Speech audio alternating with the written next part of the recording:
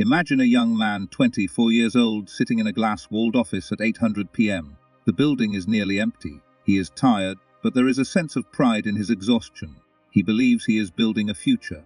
He is the first to arrive and the last to leave. He says yes to every extra task. He believes in the invisible contract, the unspoken promise that if he is loyal, if he is good, and if he sacrifices his time today, the system will reward him tomorrow. But as the months turn into years, he notices something unsettling. The promotions go to those who speak the loudest, not those who work the longest. The raises go to those who are willing to leave, not those who are loyal to the brand. He is slowly discovering the Machiavellian trap. Niccolò Machiavelli, the 16th century diplomat who saw through the illusions of power, wrote a manual called The Prince. He didn't write it for the common man, he wrote it for the rulers. One of his most uncomfortable truths was this: a man who wishes to act entirely up to his professions of virtue soon meets with what destroys him among so much that is evil. In modern terms, your morality is being used as a leash. As a young professional between 22 and 25, you are in the most vulnerable stage of your career. You have high energy, a desire to prove your worth, and an inherited belief in the virtue of loyalty. To you, loyalty is a character trait, it's who you are. But to the architect of the system you work within, your loyalty is simply an unpaid debt. It is a resource they can exploit to lower their costs and increase their stability. This video is not a motivational speech. It is a psychological deconstruction of the world you have just entered.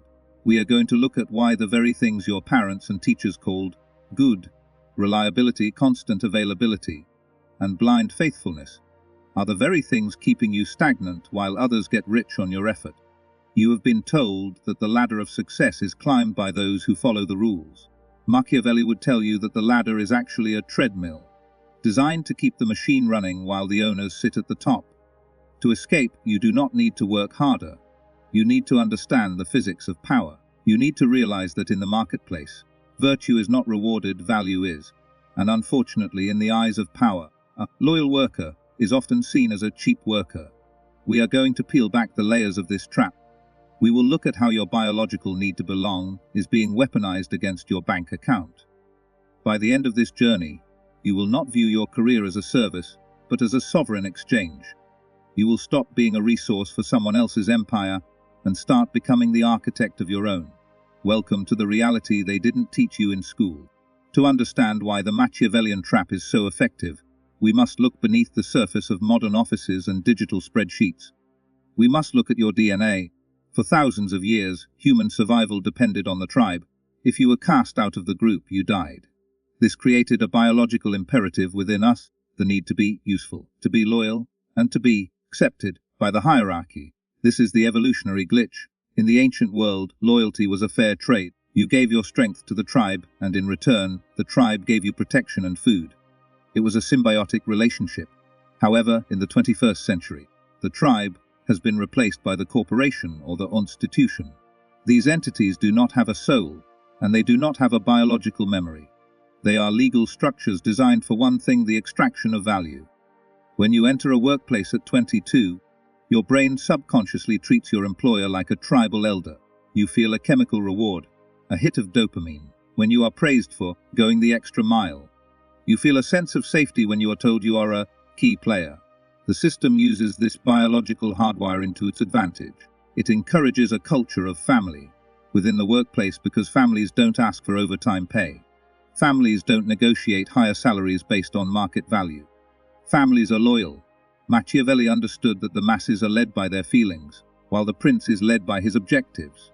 He famously noted that men are ungrateful, fickle, and deceptive.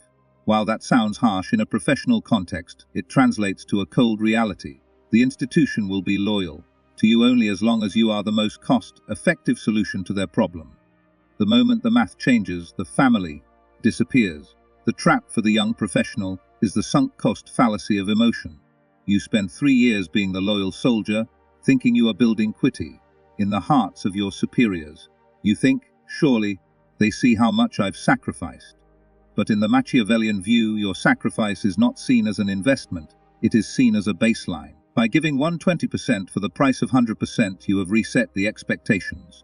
You haven't earned a reward, you have simply devalued your own effort. Power dynamics thrive on asymmetry. The system wants you to be predictably loyal, because a predictable variable is easy to manage. If they know you will never leave, they have no incentive to pay you more. If they know your identity is tied to being a good employee, they can use guilt as a management tool. They have weaponized your own virtue against your autonomy. Educating yourself on this reality is the first step toward sovereignty. You must learn to decouple your need to belong from your professional output. You can be a high performer without being a devotee. You can be effective without being a martyr.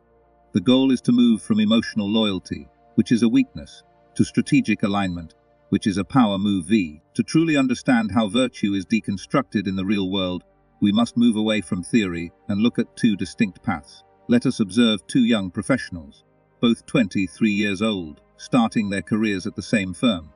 We will call them the loyalist and the strategist. The loyalist follows the traditional path of virtue.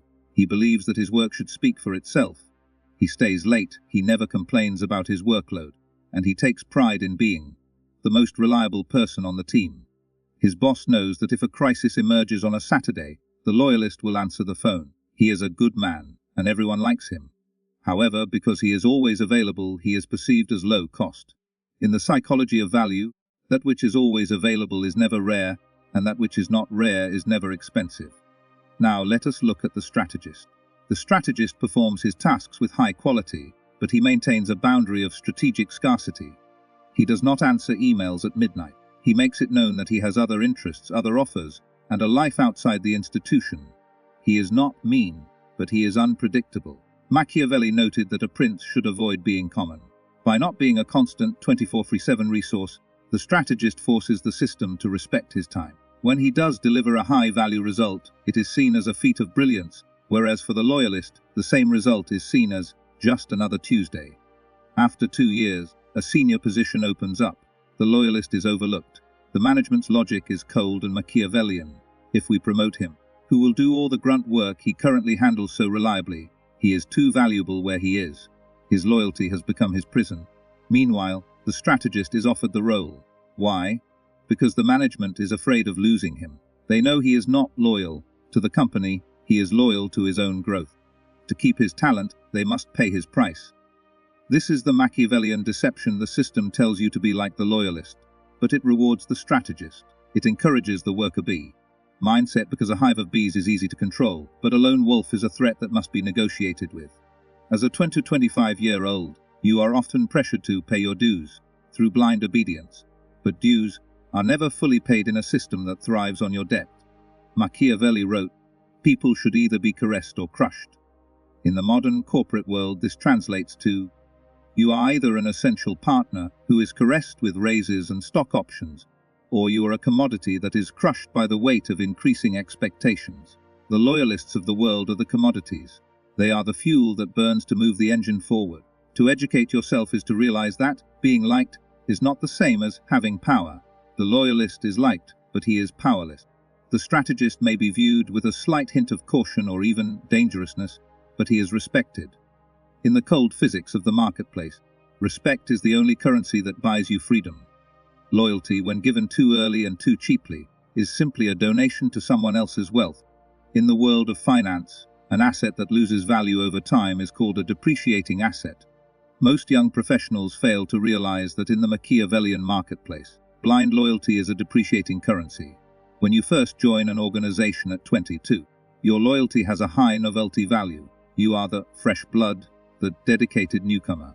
But as time passes, the law of diminishing returns kicks in. The more loyalty you give without demanding a higher price, the less each unit of that loyalty is worth. The mistake most 25-year-olds make is believing in linear returns on virtue. They think that if 1 year of loyalty equals a 5% raise, then 5 years of loyalty should equal a 25% raise or a major title change. But power doesn't work in straight lines. Power works on the principle of leverage. In the eyes of a Machiavellian leader, a loyal employee who has been in the same spot for 3 years is someone who has settled. You are no longer a flight risk. You have become overhead, a fixed cost that they want to keep as low as possible. Think of it this way. Why do phone companies offer the best deals to new customers while charging existing customers a loyalty tax? Because they know the existing customers are unlikely to leave. They have analyzed the switching cost. and realize they don't need to win you over anymore. They already own you. Your workplace operates on the exact same logic. The loyalty trap is essentially a tax on your comfort and your fear of the unknown. Machiavelli observed that nature has created men such that they desire everything but are unable to attain it. This insatiable nature applies to those who run systems. They will take as much as you are willing to give. If you give 60 hours a week for the price of 40, they will not thank you for the 20-hour gift. They will redefine 60 hours as the new standard. You have not moved closer to a promotion. You have simply moved the goalposts further away for yourself. To educate yourself on the economics of value, you must understand the concept of utility. Your value is not determined by how hard you work, but by how difficult you are to replace. A loyal person is often easy to replace because their primary skill is showing up and saying yes. A strategic person is hard to replace because they own a specific niche, a unique relationship, or a specialized knowledge that the organization cannot afford to lose.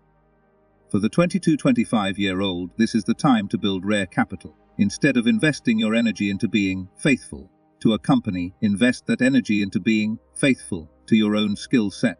If you spend your weekends learning a high-value skill rather than doing extra credit work for your boss, you are moving from a depreciating asset's loyalty to an appreciating asset expertise. Remember, in a Machiavellian world, the only way to increase your price is to maintain the credible threat of your absence. If you cannot walk away, you cannot negotiate. And if you cannot negotiate, you are not an employee, you are a captured resource. Your loyalty isn't an investment in your future. It's a subsidy for someone else's profit margin. Now that we have deconstructed the trap, we must build the solution. To navigate a Machiavellian world without being consumed by it, you must stop operating on moral hope and start operating on sovereign exchange.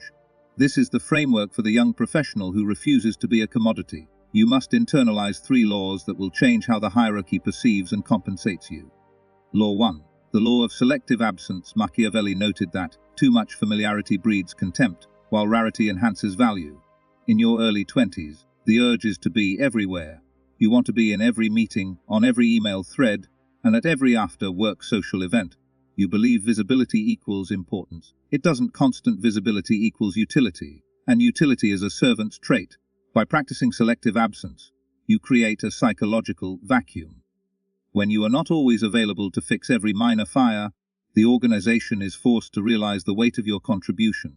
You must learn to be the specialist who is brought in for critical problems, not the janitor who is always there to clean up.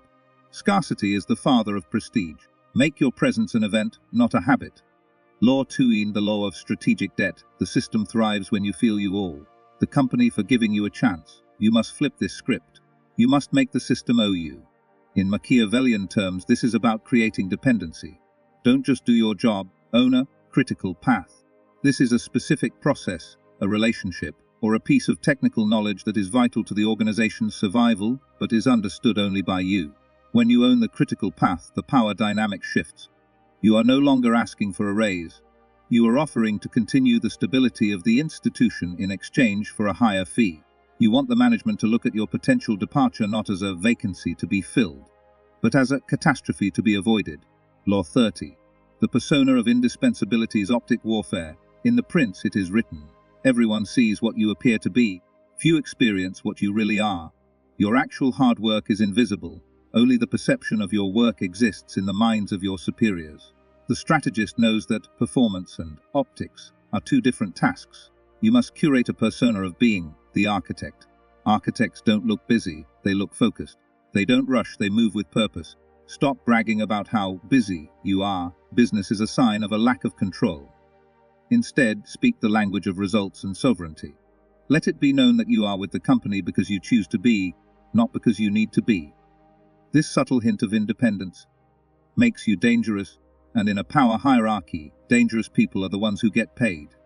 By following these 3 laws, you are not being oval. You are simply leveling the playing field. You are acknowledging that the invisible contract of loyalty was a lie, and you are replacing it with a visible contract of value. You are 22 to 25 years old. This is the time to train the world on how to treat you.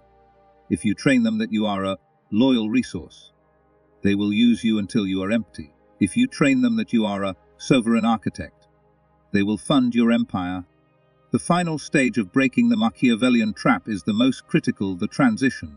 You cannot remain a sovereign architect within a system that was built to house loyal resources. For eventually, the friction between your growing independence and the system's need for control will reach a breaking point.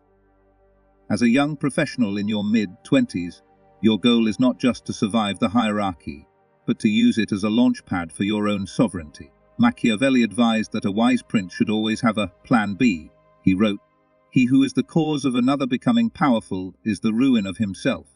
Every hour you spend making your boss richer or your company more stable is an hour you are investing in someone else's fortress. To transition, you must begin the process of internal decoupling. First, you must build sovereign leverage. In the modern world, this means creating assets that you own entirely, assets that cannot be taken away if you are fired or if the company folds.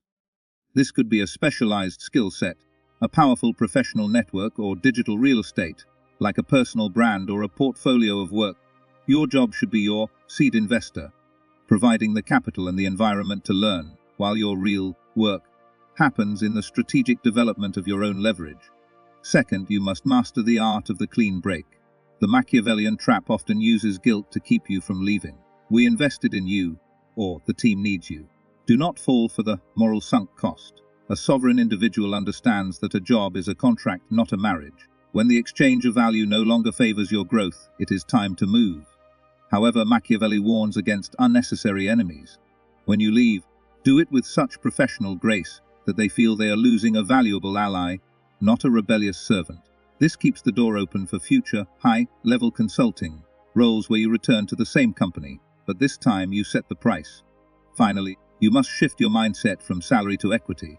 A salary is the hush money they give you to forget your dreams. Equity, whether it's literal stock or the metaphorical equity of owning your time, is where true wealth lies. As you move toward age 25, your focus should shift from "how much can I earn" to "how much do I own?" The transition from resource to architect is a psychological one. It is the moment you stop looking up for permission and start looking around for opportunity. You are no longer a pawn on someone else's chessboard. You have stepped off the board entirely to become the player.